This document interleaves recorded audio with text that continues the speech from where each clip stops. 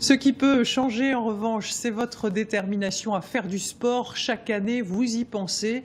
Et puis, ces bonnes résolutions ne survivent pas aux centaines d'excuses qui s'accumulent bien avant la fin du mois de janvier. Mais Antoine Habert, Olivier Cresta et Stéphane de Perroy ont décidé ce soir d'avoir réponse à tout. Regardez.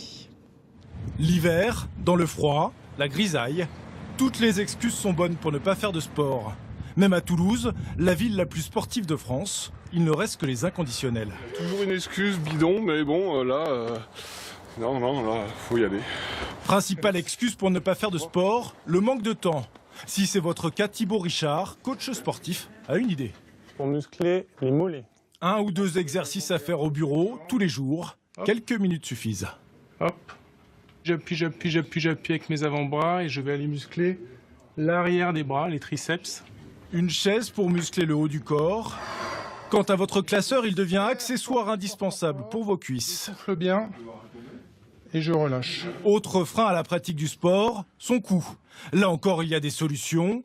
La gym suédoise, par exemple. Sur son site internet, vous pouvez trouver des cours gratuits un peu partout en France.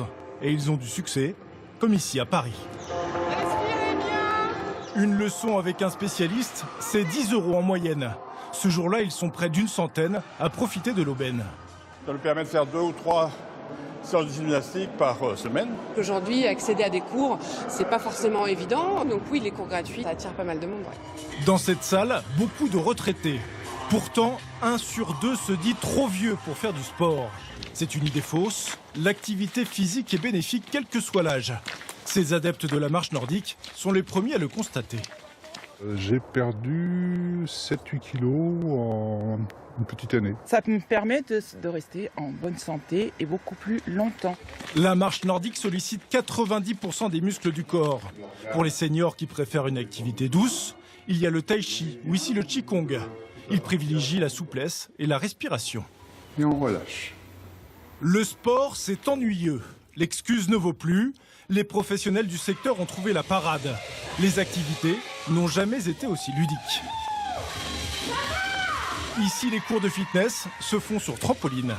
On rebondit dans tous les sens et voilà, tout le monde se sent bien, on est heureux. On fait du sport tout en s'amusant.